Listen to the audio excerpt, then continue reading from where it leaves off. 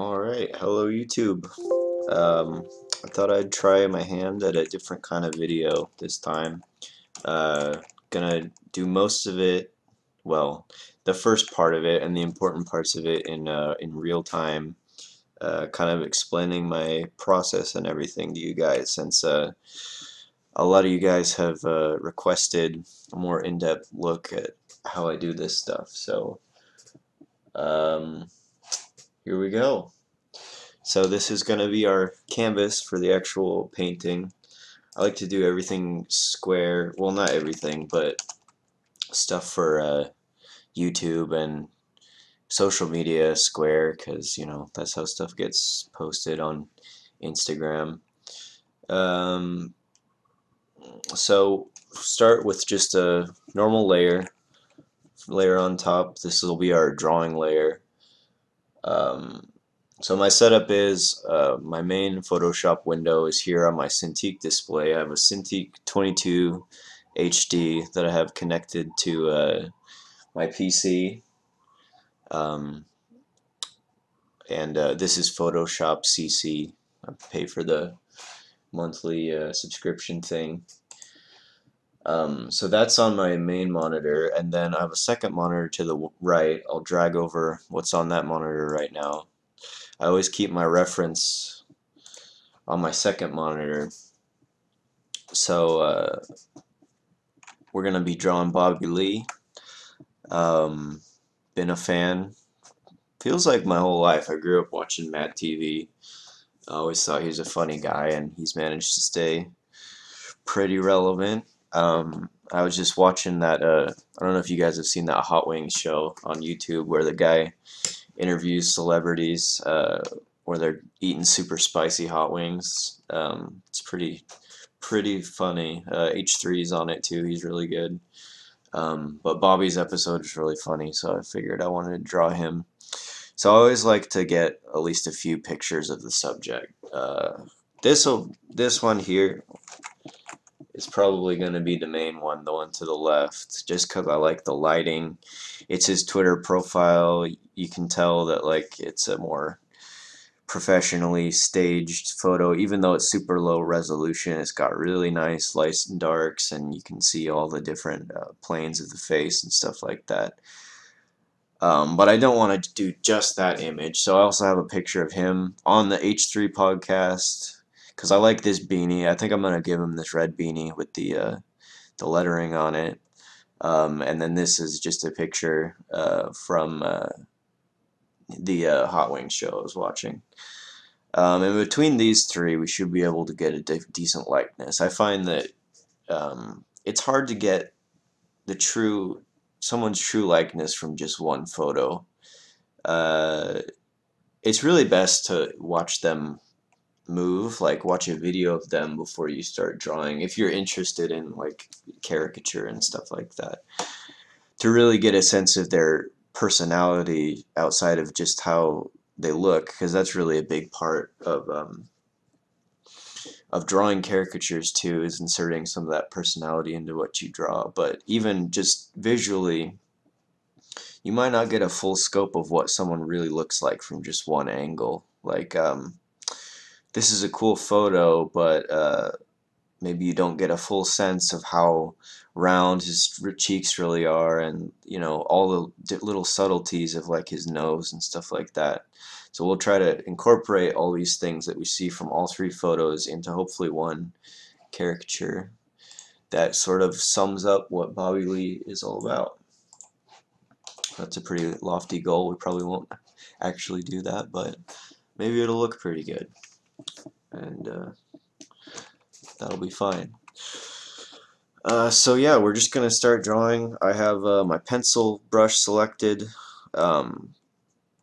As you'll see as I'm working, I never go into the brush menu or anything, and that's because I have three or four brushes that I use all the time for everything, and I just have them bound to my F keys. So if you zoom in here, you can see I can just switch between them really fast. Don't even have to think about it. That really improves your workflow. If you guys are interested in learning how to do that, bind keys to different functions. I can link a video. I'm sure there's like a million instructional videos on YouTube of how to do that. But anyways, this has been a lot of rambling. Let's just start drawing here. So I like to just start really loose, super loose. Like I usually start my speed paint videos with more of like a finished drawing, I guess, and I just show you guys the painting stage. But like I spend a lot of time just sketching because that's really the most important thing to me in getting a good likeness is getting a good sketch down, um, so you can build on that. You have to have a good foundation. So one thing I noticed about Bobby right away is that he's got these big round cheeks. So I want to make sure the shape is kind of like that, and then it kind of tapers off towards his forehead. That's my interpretation of it. That's the cool thing about caricature is like a lot of different artists will see a subject in a different way. This is just what stands out to me. And he's got kind of high like eyebrows um, compared to where his eyes actually are. Um, I think that's kind of part of his look too. It kind of makes him look stoned all the time, even if he isn't. I feel like that's definitely part of his comedy persona. It's kind of like a goofy guy. Just put some eyes in really quick.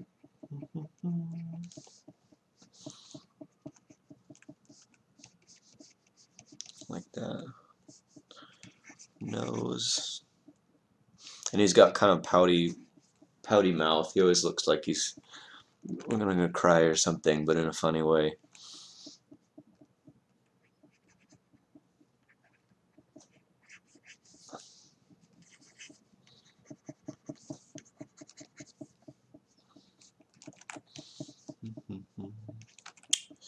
So this part, I'm probably gonna speed through a lot of this in the editing because a lot of this I'll just be quietly drawing or painting until I get to the next part that I need to explain.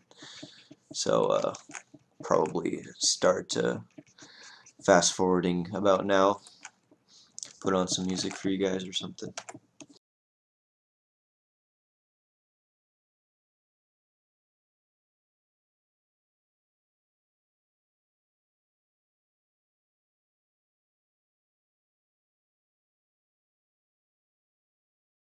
One thing I gotta say, in the drawing stage is it is invaluable. Image rotation, flip canvas horizontal, mirror it, flip it like that. That's how you're gonna see all the problems with your drawings. It's like when you're drawing something and it's wrong, and you keep it in the same perspective all the time, you don't notice the mistakes that you're making necessarily. You go image rotation, flip canvas horizontal, and it's like boom, all of a sudden you can start to see all of the things that aren't working, everything that's out of proportion and wrong. um, it's it's bizarre. it's it can be really disheartening if you've been working on something for a long time and you do that and you suddenly realize like, whoa, his face is shifted way to the wrong way or something like that, like everything's to this side when it should be more centered or whatever it is. But that is a magic trick, and make sure you do that early so that you catch problems in the early stages and you don't have to just noodle on a painting that's just wrong. You want to get your structure really good and solid, so flipping the image will really help you do that.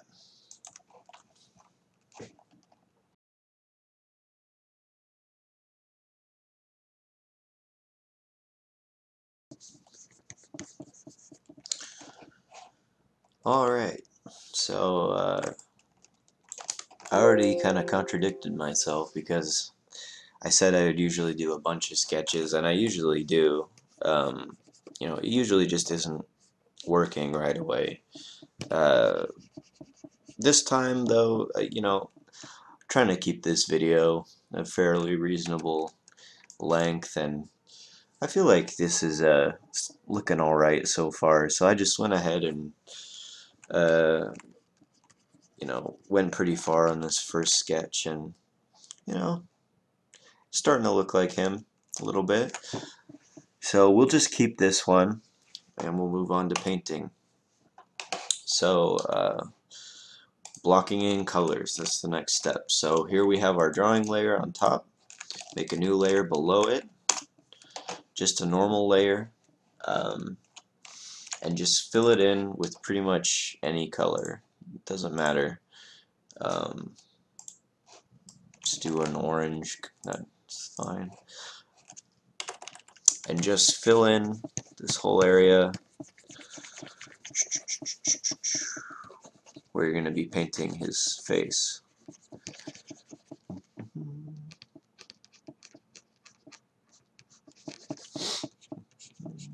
Color inside the lines on this step, if you want to do it like me. This is not, there's no definitive way to paint in Photoshop. This is just how I do it. So I'll show you this little trick. This little trick that I learned from a guy called Marcus Sakota. He's another caricature guy. He's really good. He hasn't uploaded in a long time, but he has a YouTube channel too with a lot of great instructional videos and just badass speed paints. So be sure to look him up too.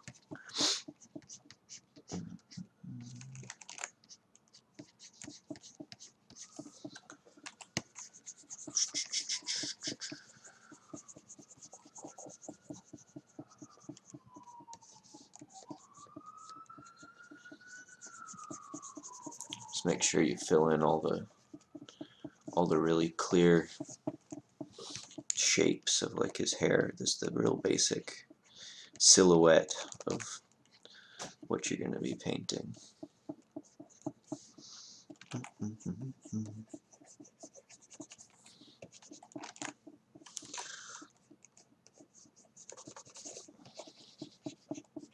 All one color right now. We're just blocking in a single shape.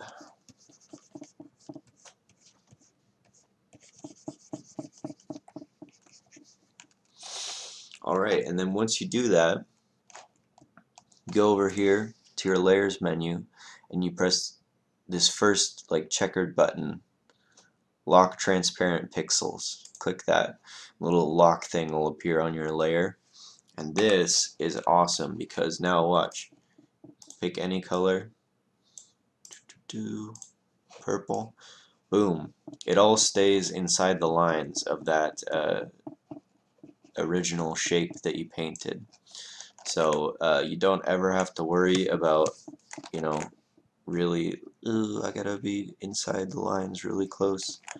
No, that happens automatically. So this just really frees you up to be super loose with your painting.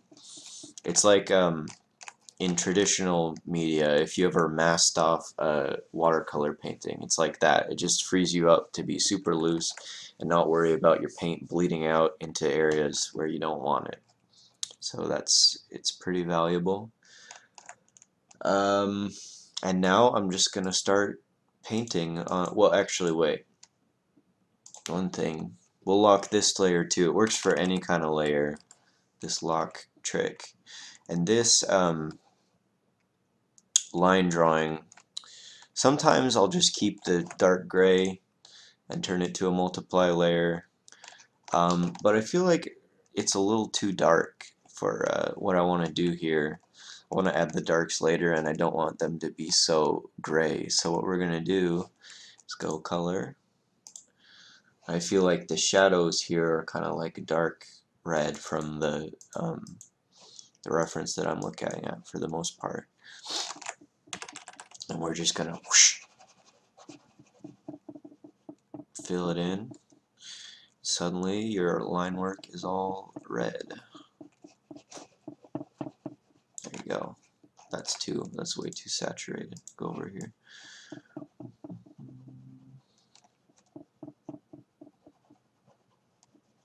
Alright, and this way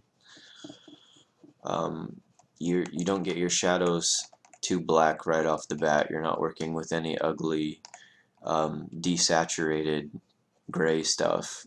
Now everything is nice and colorful, and now we can just start painting right underneath the drawing layer on our fill layer that we just made. And I like to start, like, this orange is kind of a nice mid-tone for the skin. All skin is pretty much just different shades of orange, so that's a good place to start. And then you just start figuring out what your shadow colors are. I feel like they're a little more red in this reference that I'm looking at, and it doesn't always have to look like the reference, but I like the way it looks. So just start blocking in the shadows here.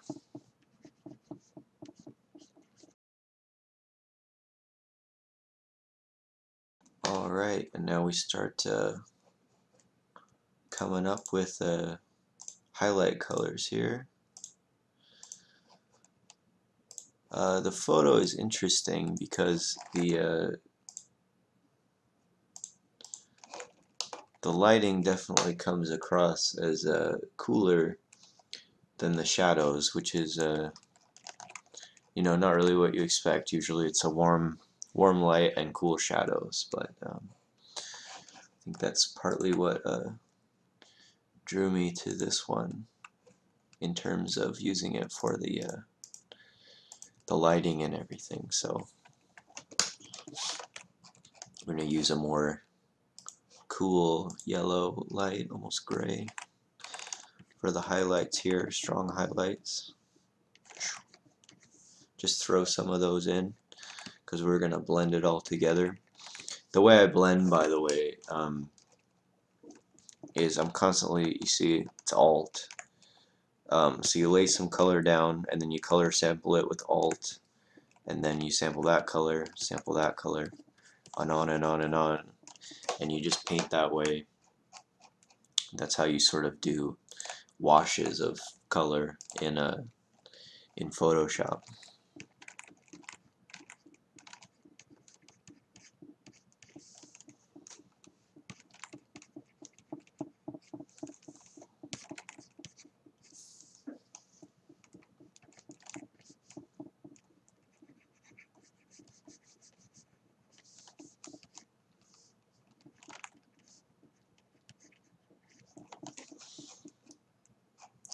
And even though I am painting in color, you know, right now, this is fairly monochromatic. After we just want to lay down,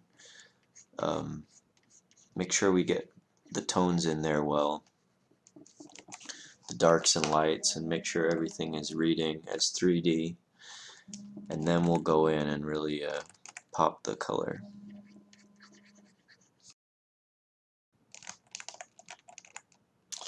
I know people always want to know about what kind of brushes everyone's using, and you know, I'll say the same thing everyone says. It really doesn't matter the brushes. There are plenty of Photoshop standard brushes that work just fine.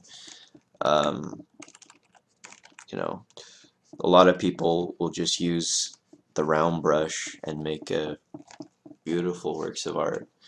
For me, though, I was, you know, trained as a traditional painter. I went to the Academy of Art in San Francisco, and I learned to paint in oils. So I like to get that kind of texture in my digital work if I can. And Kyle Webster is this guy who makes Photoshop brushes, and he's got some of the best traditional style brushes that I've seen. That's what I'm using right now. This is from his just like standard pack of brushes. I think this is like Oil Canvas 3 or something like that. But this is the main brush that I use for virtually all of my painting. I have like a let's see, I have like a hard inking brush that I use for like hard edges and stuff like that sometimes.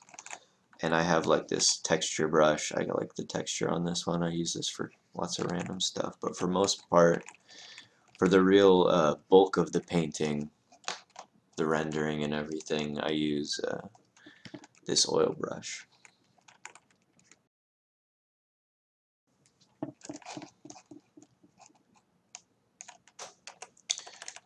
Alright, so now that we've got like just a very basic rendering down on his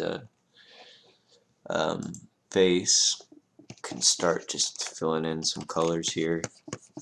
A nice red beanie. That's gonna pop out. Nice.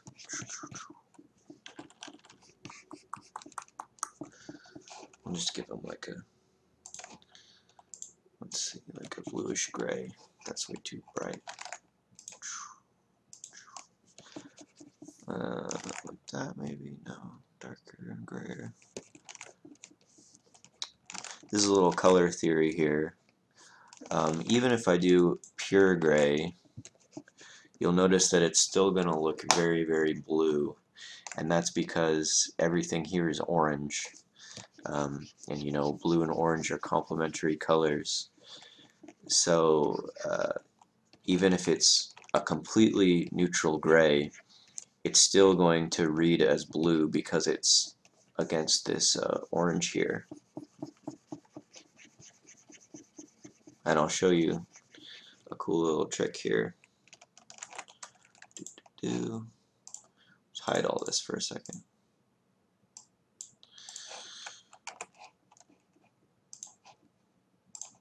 If conversely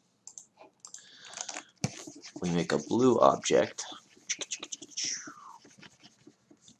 and then we get the neutral gray, you'll notice that it starts to look a lot warmer, even like maybe it has a little bit of orange in it. And again, that's because it's on top of blue, so that tricks the eye into thinking that's more orange. So, little color wizardry for you.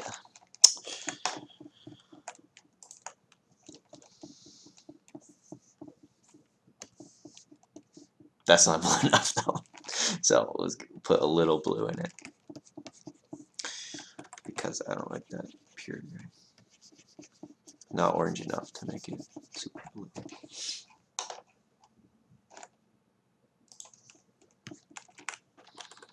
I think for now we'll use the same color in the hair.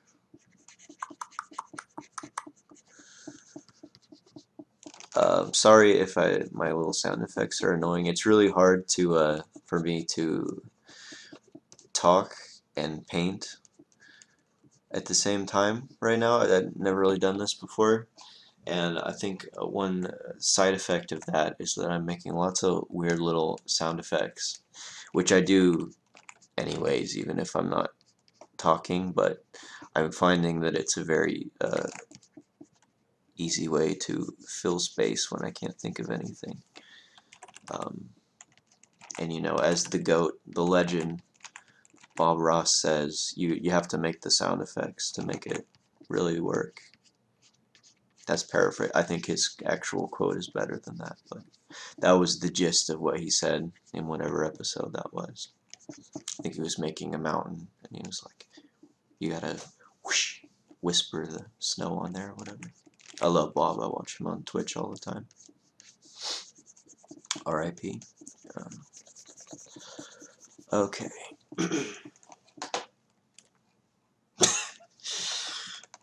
So sometimes when you fill in the color, you start to see weaknesses in the drawing. It looks a little goofy. It looks very goofy right now. We'll see if we can salvage this. We can. We can do it. Believe in yourself. That's what Bob says. Just keep going. Believe that you can do it, because you can do it.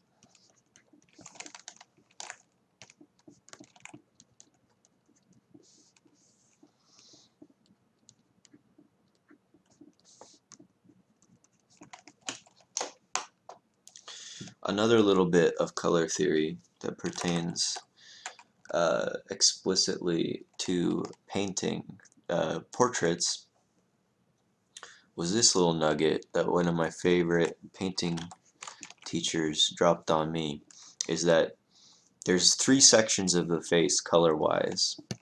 This section, nose and cheeks and eyes to an extent, it's more red. The forehead is going to be more yellow, and the chin, jaw, is going to be more green. And I've found that if you stick to that philosophy of coloring, it helps helps your stuff look more realistic. There, his cheeks a little more rosy.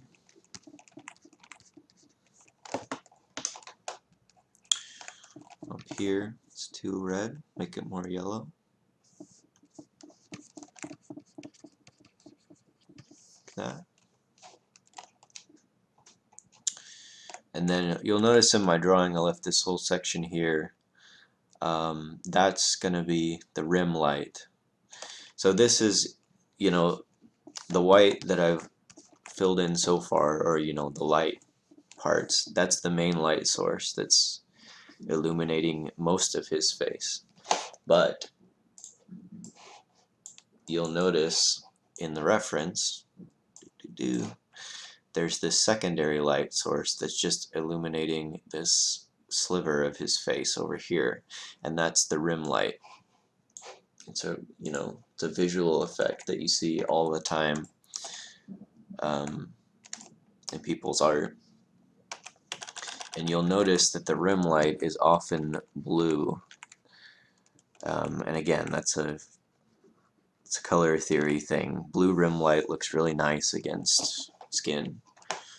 It really pops out when you do a blue rim light. And if it ain't broke, don't fix it. I think we're gonna do a little bit of blue here too.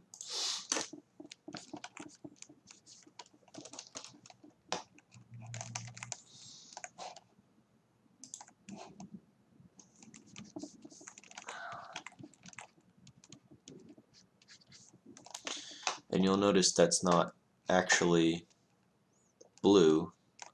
It's because I started with the blue color and then just lightly applied it and then sampled it. So it's actually an orange, but it's a desaturated orange that reads more as blue against the bright orange of the rest of him. It's not quite blue enough for me. We'll do a little.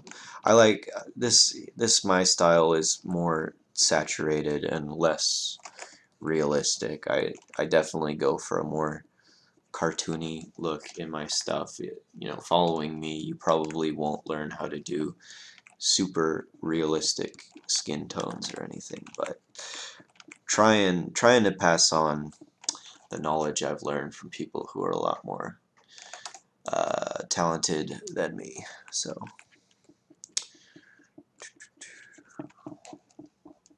that looks pretty good. That's pretty I like that color for the rim light. And then we go back to the blue because it's going to be on the beanie too. F3 to make it full size. See, that's just another desaturated red. But I think it's going to look good on the beanie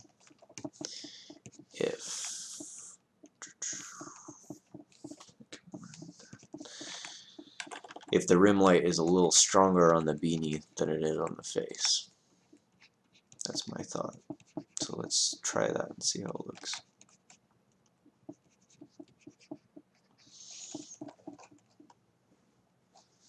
Yeah, maybe even a little bit more. I think we're just going to set this against a dark background eventually too, so that'll look even better then. And then it's going to be back to the blue. It's going to be down here too. because you can see it's coming from the side, so obviously it's gonna land on his shirt too.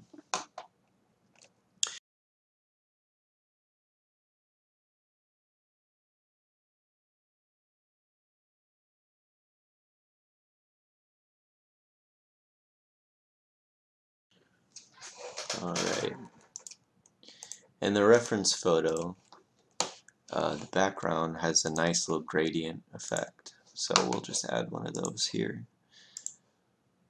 I want to do the same thing, it looks nice.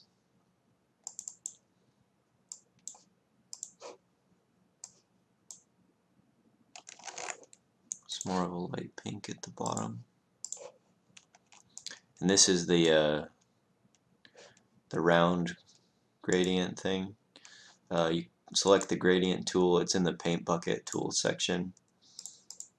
Make sure you select this second one, the like color to nothing one, and press the circle one, and yeah, then you can make just like cool little gradients that are round. So it's like light pink coming up, and then I feel like it gets warmer towards the top. So select that, make it a little bit of a darker and a warmer orange.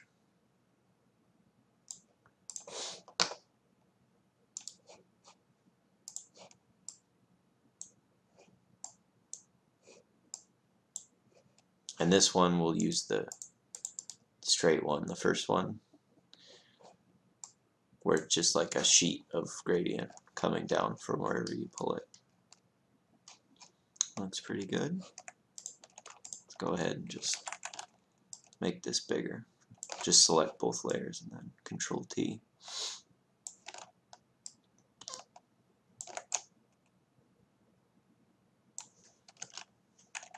Just kind of leave it like that for now and then. Alright, so we did the background, we did the underpainting, we got our drawing. Some people like to get rid of the drawing because they do a lot nicer underpaintings. Sometimes I do.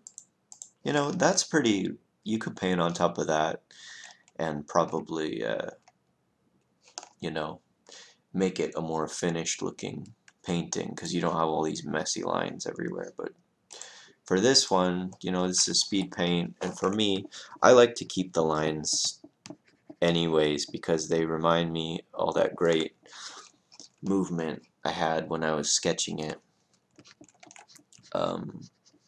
Gives the piece more energy sometimes to keep the drawing layer around, so we're going to keep that.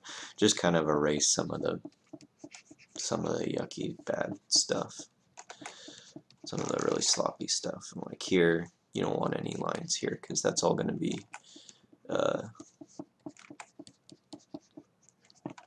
just light. So right here, we don't need that.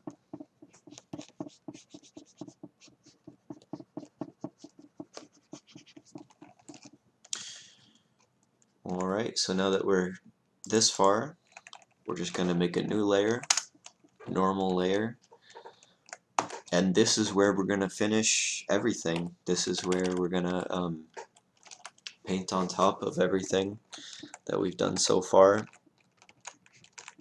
and that's really the final step, just rendering on top of everything else. My painting style, you know, I use a lot more layers if I'm doing like a full illustration with a complicated background and stuff like this, but if I'm just doing a simple portrait, caricature, whatever, where it's just somebody's head and shoulders basically, this is it. It's these 3 steps.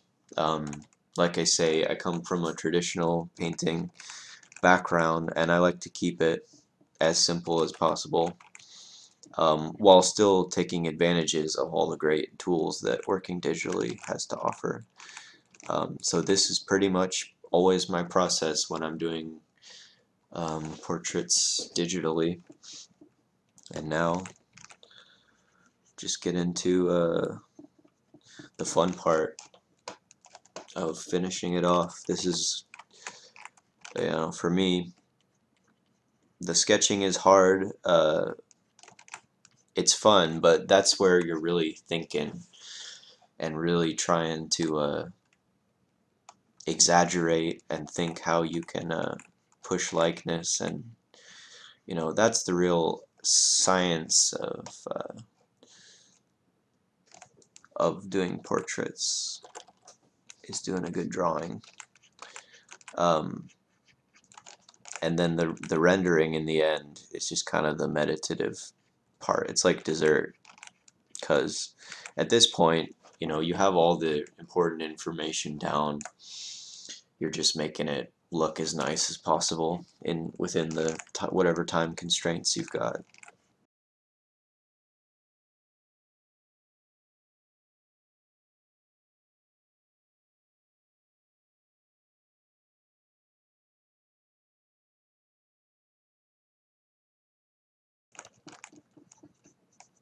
And one thing that has plagued my speed painting videos from the beginning of time is how I'm constantly zooming in and out a lot.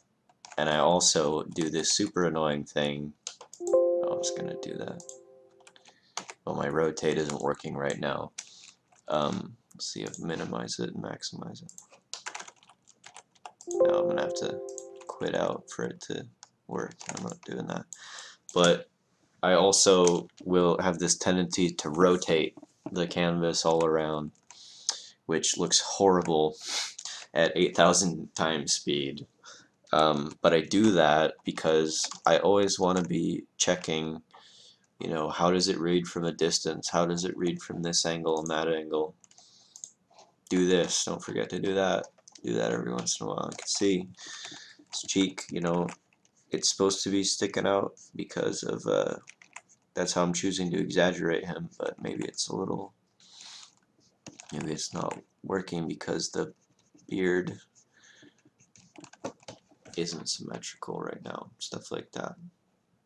So, for those of you who have rightly complained about my videos giving you motion sickness, that's why, because um, as a traditional artist, you walk away from your painting, or you tilt your head back, and you can see everything that's wrong with it. When you're working on the computer, you can do that without moving at all, because you can just move stuff around with your mouse. So it's very tempting to just do that all the time, and I do.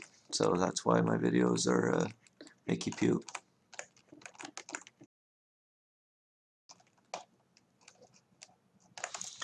Here's a little tip about painting eyes. Everyone wants to get that perfect little highlight, right? That perfect little white dot right there, because it looks so nice, doesn't it? It's like one of the most appealing little things on the face, that little highlight on the eye. But that is not enough, because the eye is, it's a liquidy ball of goo, basically. So light shines through it. It's not like a marble where the highlight is just going to be there and the light just stays there. It actually shines through the eyeball, which means that if the light is coming from this way,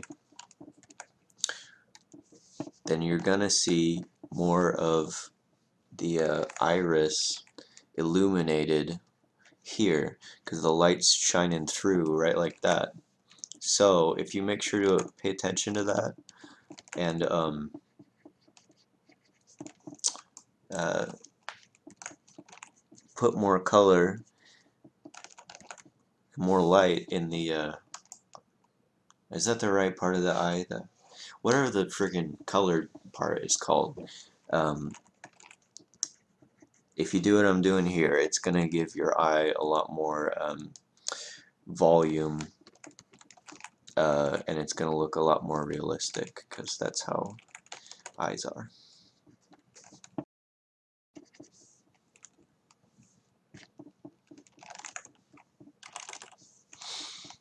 the most important thing in illustration is that it reads from this distance, that it's a good silhouette, and that all of your lights and darks are reading as three-dimensional forms. But once you've got that established, it's the little details. You gotta care enough about your art to put in these little details. That's what gonna keep people sticking around. You know, they're gonna see this from a distance and go, "Oh, that looks kind of cool," and then they're gonna see all the little things that you did because you care so much about your art, and they're gonna be like, "Oh, that's really cool." Yeah, you gotta love what you're doing. It's a big part of this. You gotta care about the little things.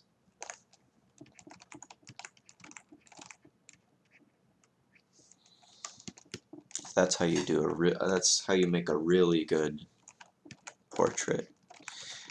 That's what from the guys that I really admire. Um, they make a whole, you know, there's a whole scene going on in the face, and there's all these little things that you don't notice right away. But the artist caught them, and they put them down on the canvas, and that's how you really capture someone's personality, who they really are. It's in the little details, I think.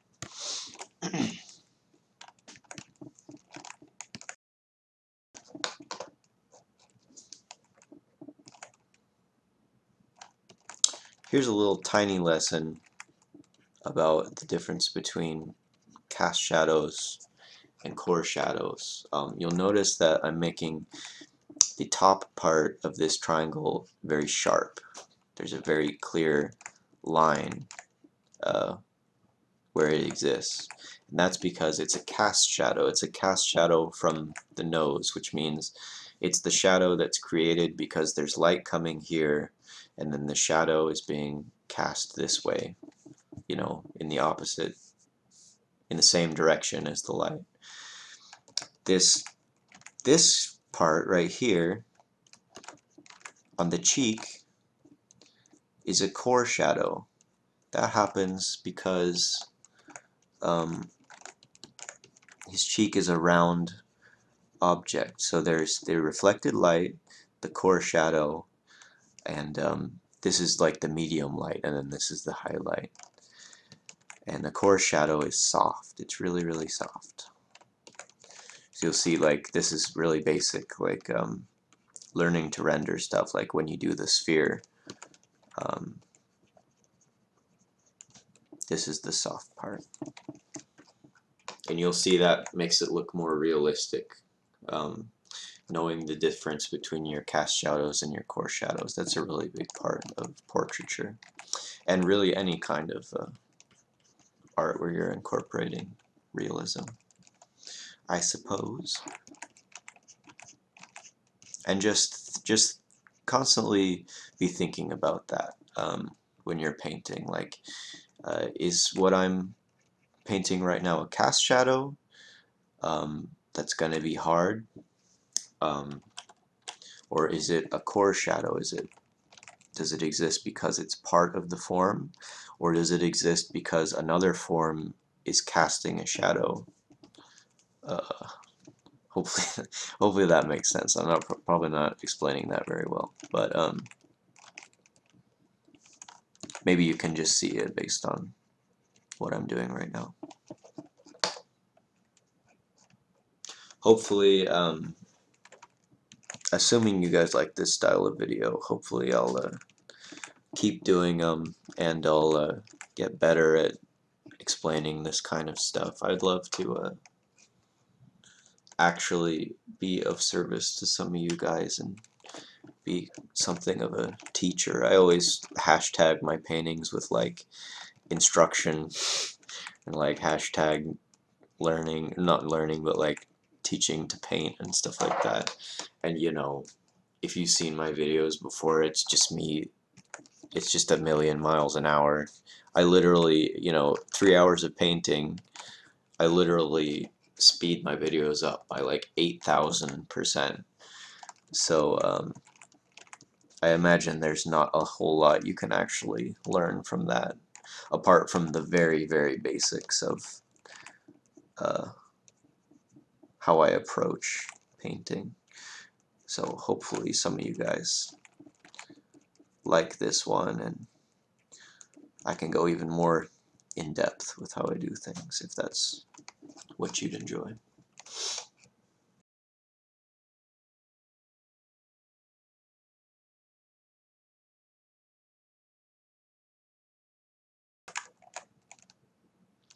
This is something that I do all the time that's very dumb. Never do this. I've done this entire painting so far without saving it. So always save the thing before you even start painting it, and every once in a while just press Control S, because even if you don't press Control S all the time, at least if you save it with Adobe Photoshop, the newest one, and like pretty much any version, I think there's an autosave function where if Photoshop crashes, which is just want to do, it backs up copies of your work. So even if Photoshop crashes, there's a chance that you won't lose much progress. But if you don't save your work at all, then there is 100% chance, if the program crashes, that it will all be gone forever and you'll never ever get it back. So don't be an idiot like I've been this entire video so far. Save your work. A little PSA from me. Start erasing out more parts of the line drawing here. Like some places it looks nice, some places it helps keep the structure, but other places like the nose here and stuff where you want it to be really smooth. And oh, hi Tia Cup, thank you so much for the nice comment. Yeah, there's some places where it's the light areas mostly where you want to erase, where you don't want those harsh lines because they're just gonna look ugly. So go back and erase those.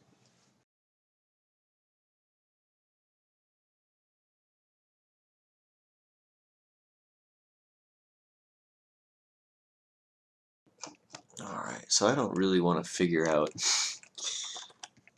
how I'm going to do this shirt, so I'm just going to do kind of a lazy fade out effect here.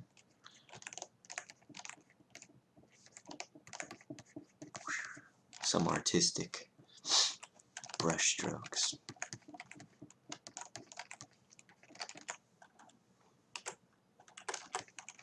You can really tell the artist's intention here was to get this shit done.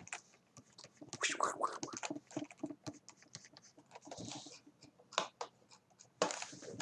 kind of fade it out. That way it looks a little nicer than if it's just cut off awkwardly. Makes it look like you put some thought into it. To just make it look a little painterly. That's the word they use in art school all the time when you don't finish something. They call it painterly. That's not really true. I would label my art as painterly because I like the way it looks when you leave big brush strokes and you can see what the artist was thinking. I love painterly work, but sometimes painterly is just a way of saying it's not done. And that's fine. You don't have to. As long as your audience think it's finished, then it's finished. As long as your client thinks it's finished, it's finished. And maybe we go back to the background here. I feel like it needs a little a little more pop of lightness. I think what I want to do, change the mode to something like overlay instead of just normal color. That'll make it pop a little bit more. Yeah, that's good. And then conversely, up here, we'll just select this same color we already did, but we'll do like color burn. That's a nice way of ooh, that is way too saturated, never mind. Sometimes that's nice, that's too much. We'll do that's too much, bad. Too much. Oh, never mind. Still too saturated.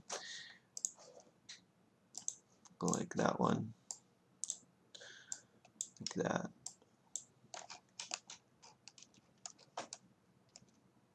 Yeah, it's alright.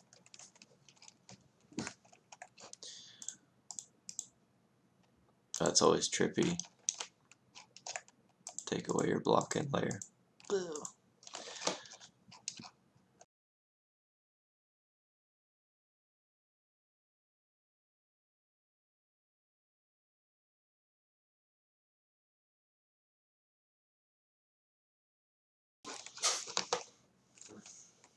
Alright, and when you get to a certain point, it's starting to look kind of done.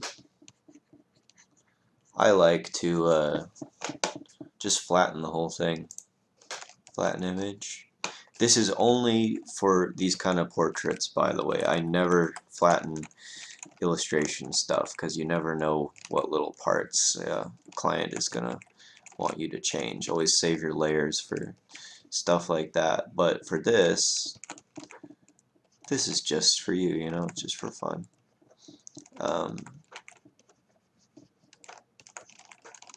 Look, I'm already losing track of what I was doing. So once you flatten everything, I like to, some artists might think this is blasphemous, but I don't care. I like to go auto tone just to see what the computer thinks, and you'll see it's way too blasted out now. It basically just makes everything really black and really white, but it maybe helps you see where things need to be punched up a little bit. So I saw from that my highlights can be a lot stronger. Let's give them a real nice one on the nose. This is an important highlight, just like the one in the eye. You want that little dot on the nose, looks really nice. I know you've all seen it before. Ugh. That's like, that's so awesome to an artist when you get to do that. That's like the little cherry on top. It's like your reward for putting down this whole structure of everything. You get to make that one mark that makes it go boom, pops it all out.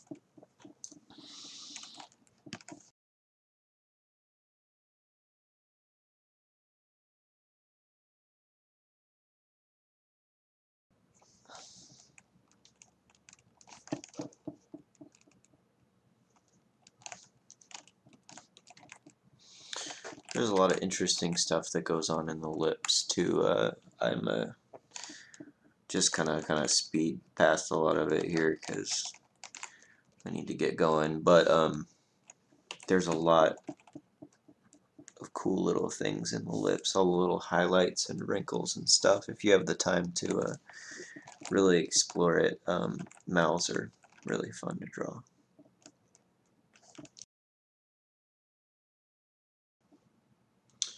Alright, well, I might noodle on this one a little bit more, but I think that's going to be the end of the video for now. So thank you guys so much, as always, for tuning in. All your comments and likes and all your interaction with my videos has meant so much to me. It's really inspired me to come back to YouTube in a big way. I have been floored with how kind you guys have been to me, and I hope that I'm actually helping you in whatever art you kind of do with these videos. Let me know what you think of this one, if you like this style of video, and I'll try to do more like this and expand on what I'm doing now. And also let me know what you think about me possibly doing a live stream on Twitch, an art stream. Um, Let me know if you think that'd be fun, if you'd like to come see me paint live and comment as I'm working. I think that could be a really fun thing for the community to do. But anyways, thanks for tuning in, and I'll talk to you next time.